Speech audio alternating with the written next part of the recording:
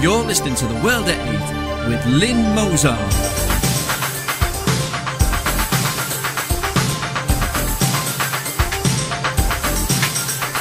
The World at 8, the number one in nationalist news.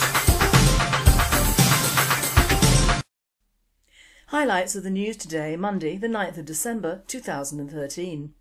Mandela's legacy at home and abroad. Violent serial rapist jailed in landmark double jeopardy case. Muslim patrol jailed for harassing couple holding hands, and men drinking in a bid to enforce Sharia law in East London. Middlesbrough grooming trial, details of child sexploitation revealed. France, Muslim woman sues over burka ban. EU sends 11 million to pay salaries and pensions of 71,000 people in Gaza. Danish former minister calls for grouping of immigrants. Egypt, militants, criminals extort Christians. Horrific secrets of North Korea's gulags revealed. You've been scheduled for annihilation. Thought for the day, the gross unfairness of our media. And finally, jokers interrupt us.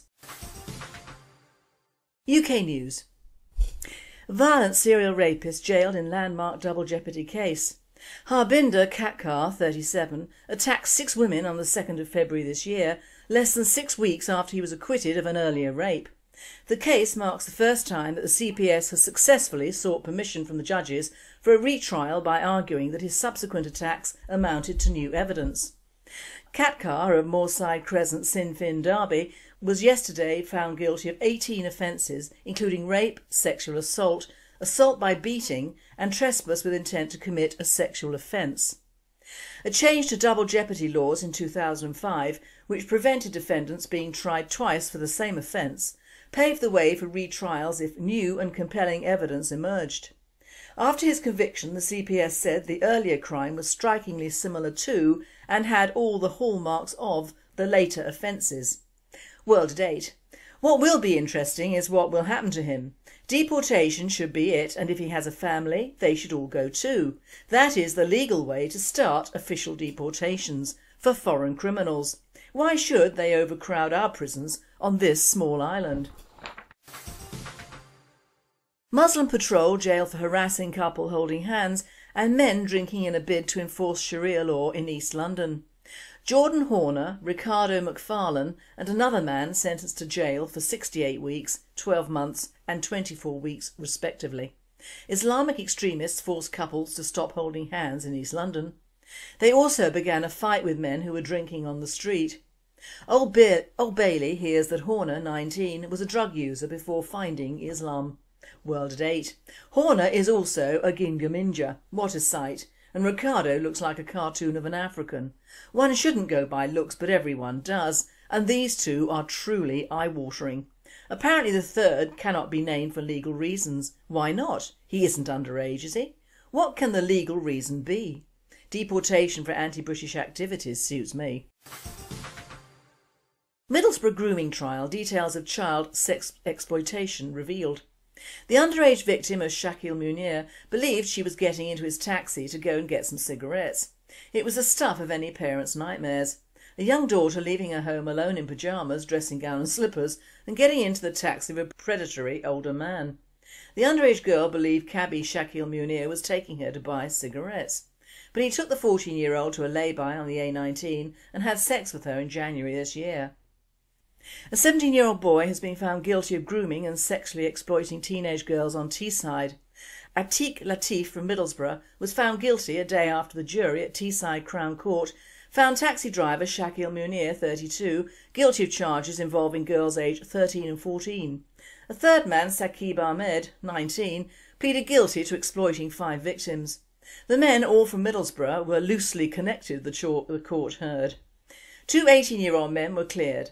Judge John Walford lifted orders banning Ahmed's guilty pleas and Latif's identity being reported. World at 8.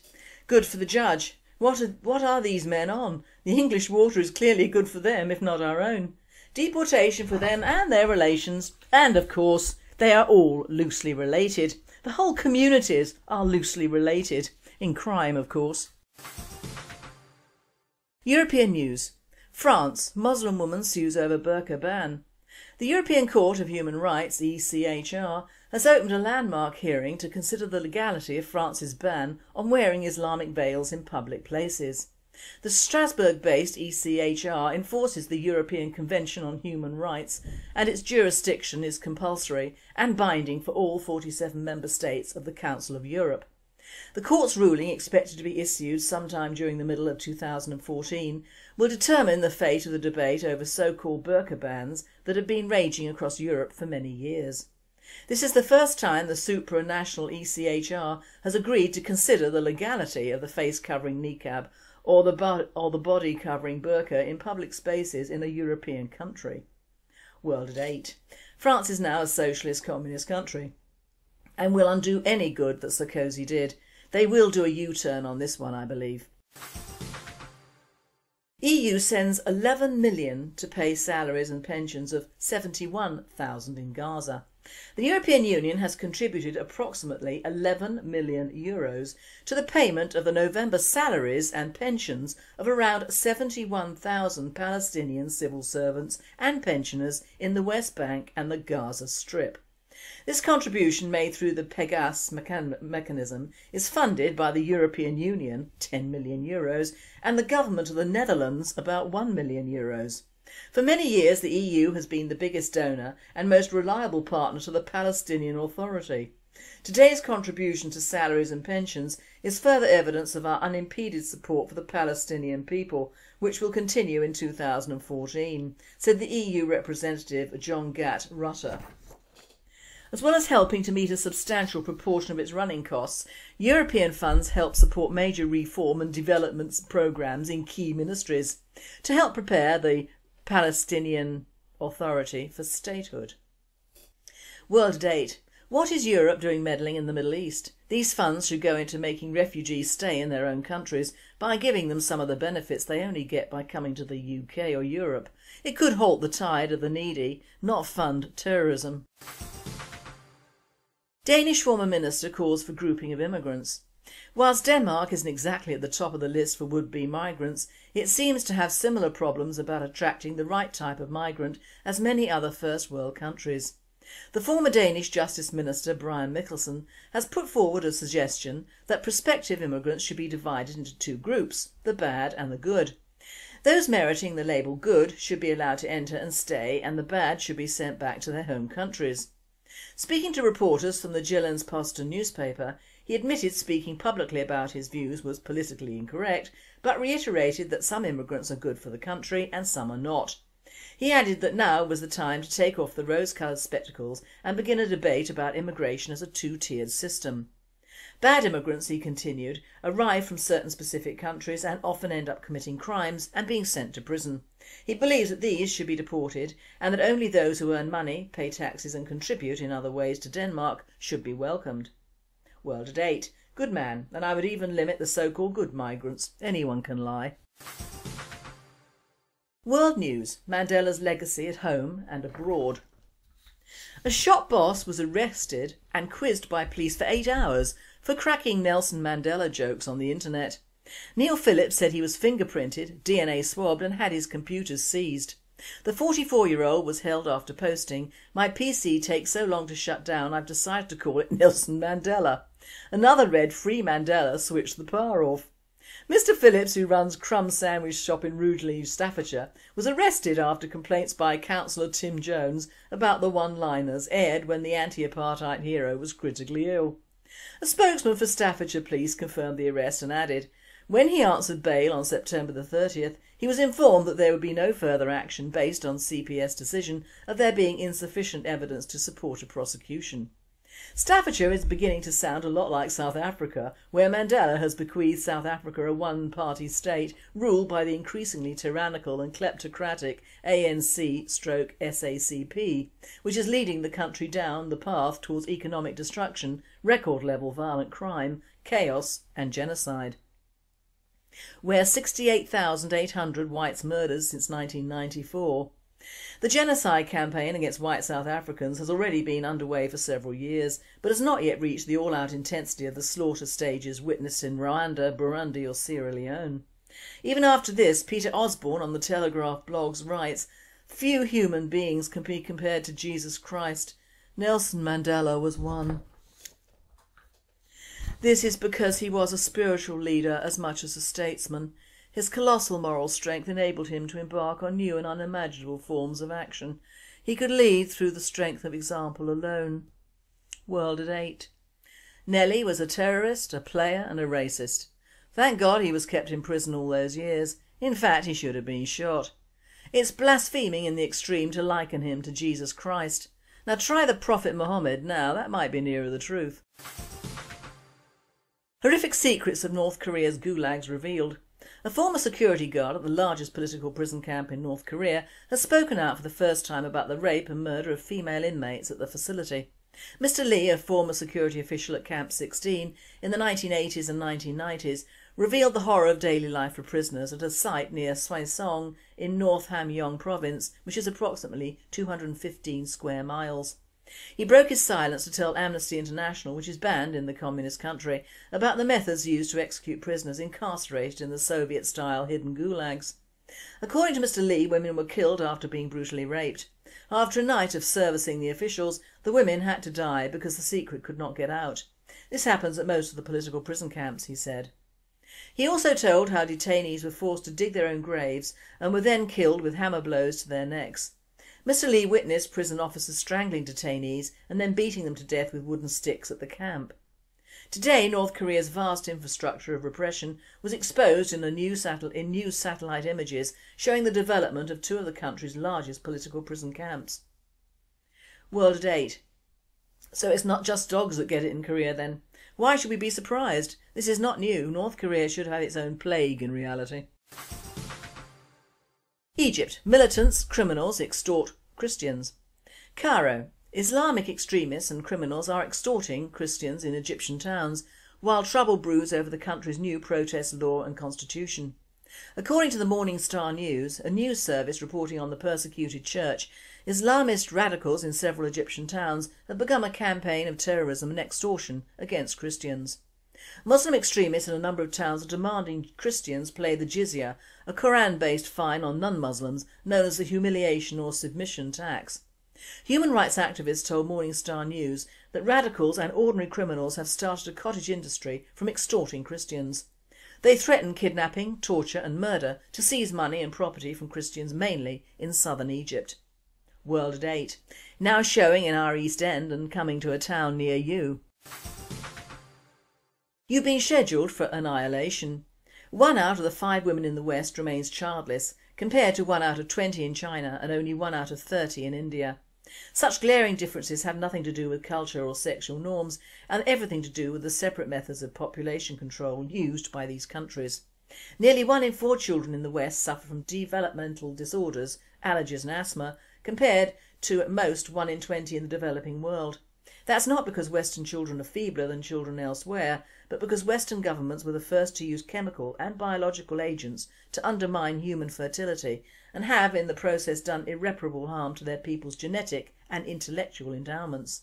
Yes, our children's intelligence is affected too, which is why China has a 3-fold higher instance of genius amongst its children than Western countries. Judging by our historical dominance in science and technology, this could not have always been the case and explains why we are losing ground. More than half of the adults in Western countries suffer from illnesses conveniently attributed to poor diet and lack of physical activity. Heart disease, diabetes, obesity and cancer, but are in fact the results of endocrine disrupting poisons deliberately fed to us through the basic elements of life, food and water. World at 8. And of course the social media pushing our young women to work all their lives discourage young men from working and thus providing for babies and bringing in ethnics to take our place. It is all a plan, as was the birth control pill and the wonderful new news that sex was good and permissive for literally everyone. HIV didn't help that because it leapt the gender barrier. I took the pill for a year and it almost killed me. God help girls who've been on it 25 years or more.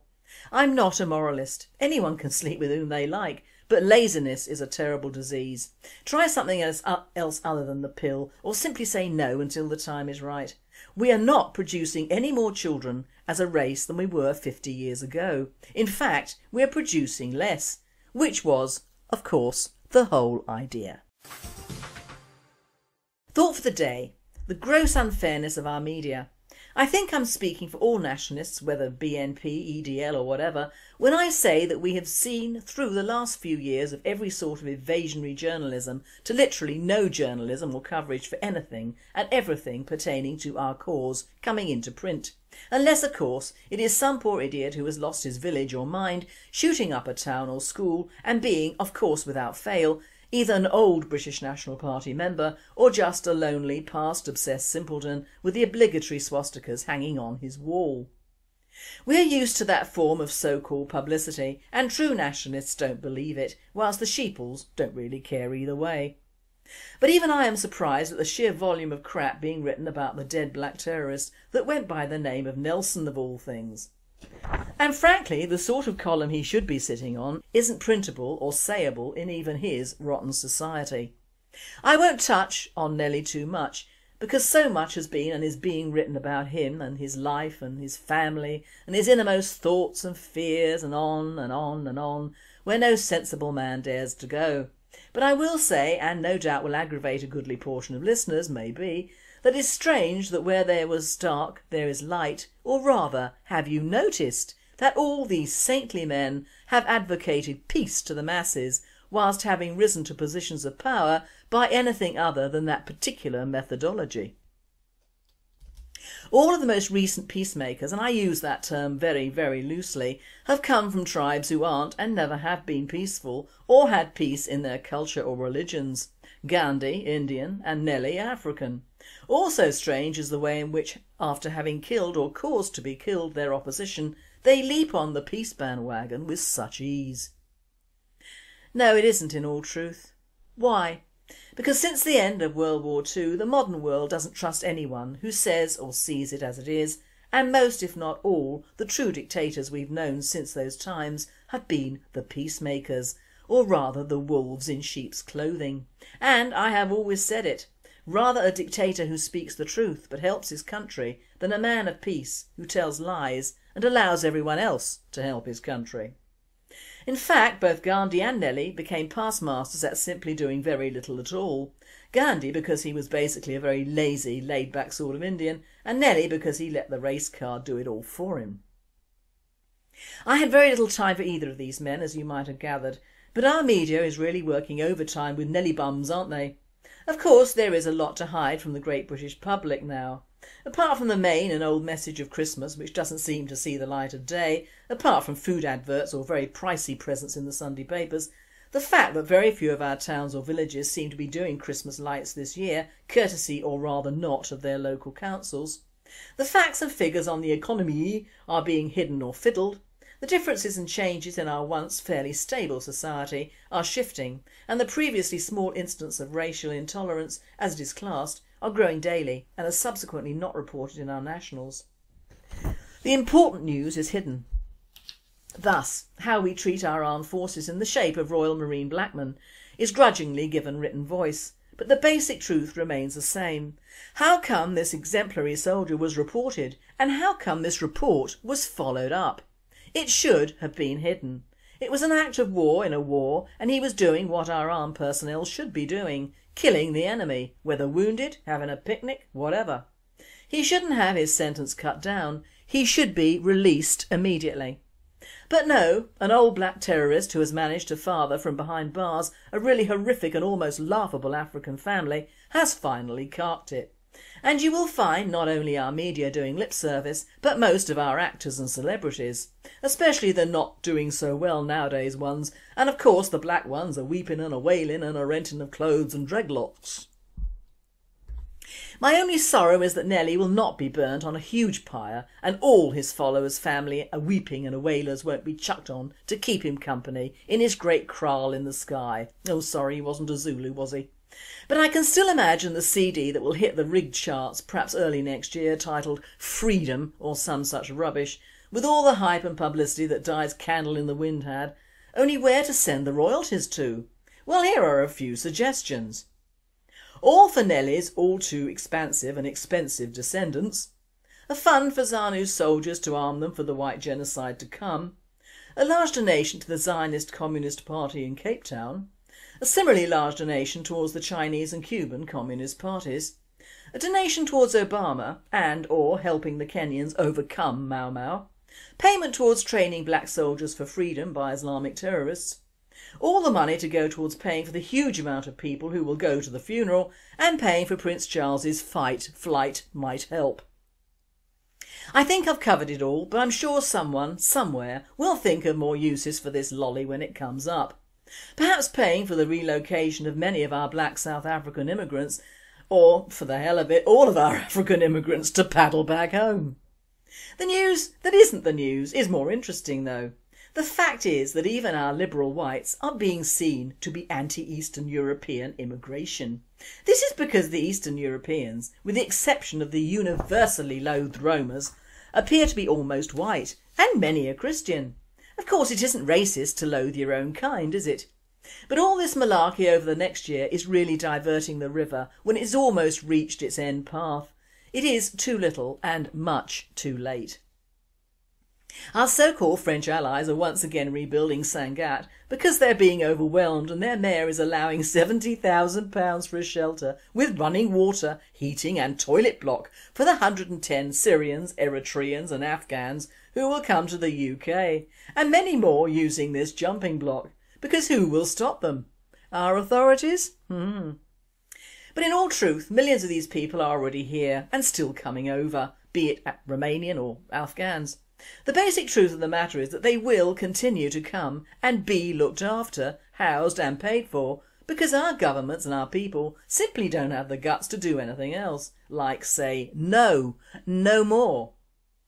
In the world 150 years ago, I was actually not alive then, if this sort of migration was undertaken, which it wasn't, at least country to country or landmass to landmass, you'd have died and no one would have remarked on it. Boats would have sunk, people would have starved, and many so-called refugees would have been killed on their home fronts, not free to litter up the rest of the world and cause trouble wherever they go.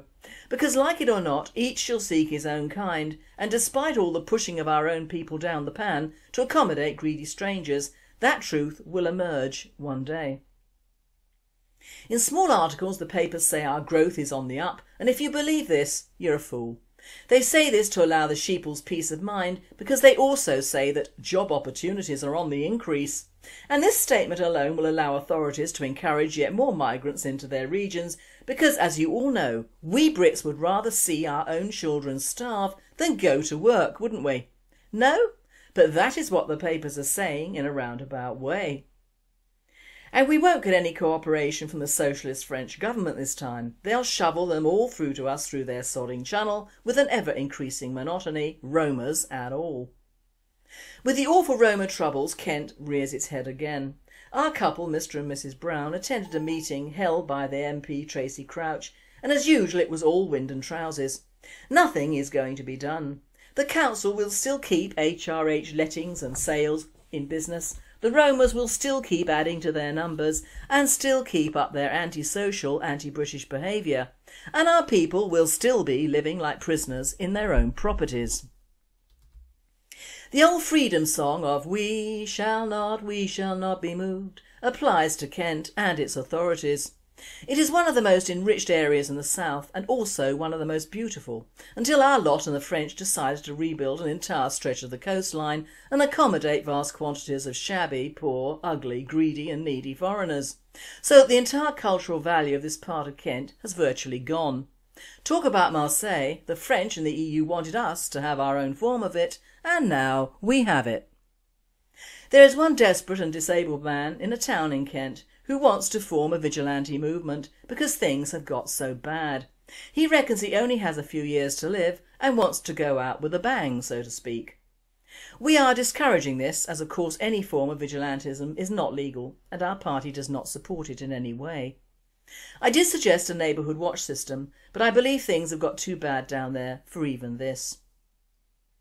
The plods are helpless and their hands are tied by the Human Rights Act. All very bad. No more. Enough is enough, and not in my country being the flags to fly.